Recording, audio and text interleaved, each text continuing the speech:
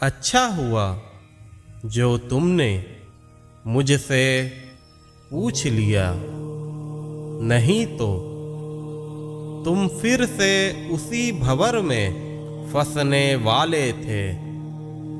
मेरे बच्चे, अब धीरे धीरे तुम्हारी श्रद्धा दृढ़ होती जा रही है।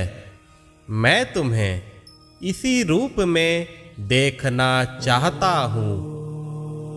कभी भी मन में कोई दुविधा हो, मन में कोई भी परेशानी हो और तुम्हें अपने सवालों के जवाब का इंतजार हो, तुम्हें अगर मेरी ओर से जवाब नहीं मिल पाता तो मैं तुम्हें एक सलाह देना चाहता हूँ। कुछ ना करो, शांत होकर मेरे समक्ष बैठो।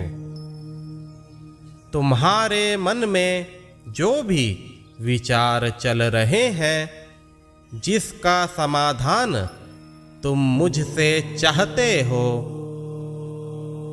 मेरे नाम का जाप करते हुए 2 पर्चियां बना लो।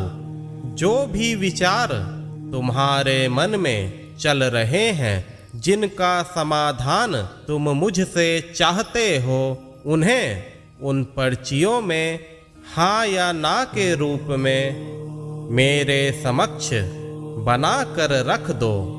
उसके बाद तुम उन दोनों पर्चियों को मिलाकर सच्चे भाव से आंखें बंद कर एक पर्ची उठा लो। तुम्हारी दुविधाओं का समाधान तुरंत ही हो जाएगा। मेरे बच्चे, मैं कहीं भी नहीं गया हूँ, मैं तुम्हारे साथ हूँ। तुम्हें मैं देख रहा हूँ कि तुमने मुझसे क्या वादा किया और तुम उस वादे में 100% खड़ा उतरना चाहते हो। मैं तुम्हारी मदद अवश्य करूँगा। मैं तुम्हें कोई भी गलत कार्य करने नहीं दूंगा। मैं तुम्हारे प्रारब्धों के पश्चात अभी के कर्मों में कोई भी गलत कर्म होने नहीं दूंगा।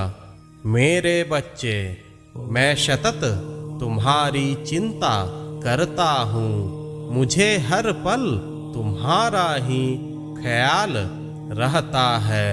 आज तुमने अपनी भक्ति में काफी बढ़ोतरी की है। तुमने भक्ति का एक पड़ाव सफलतापूर्वक पार किया है। मेरे बच्चे, इसी तरह मुझ में भरोसा रखो। यह पूर्ण रूप से जान लो कि तुम्हारा साईं हर पल तुम्हारे साथ है।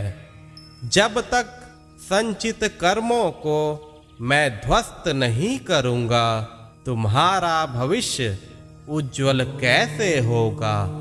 इसलिए मेरे बच्चे, मैं तुम्हें कभी भी गलत की ओर जाने नहीं दूंगा। मैं तत्काल ही तुम्हें वहाँ रोकूंगा।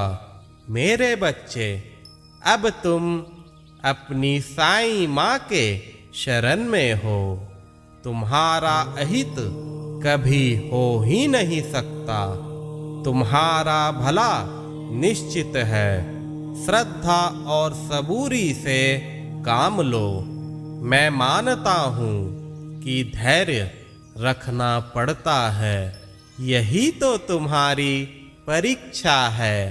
तुम्हें इसमें सफल होना है। मेरे आशीर्वाद से तुम जीवन के हर पड़ाव पर सफल होते जाओगे। खुश रहो मेरे बच्चे। मेरा आशीर्वाद सदैव तुम्हारे साथ है।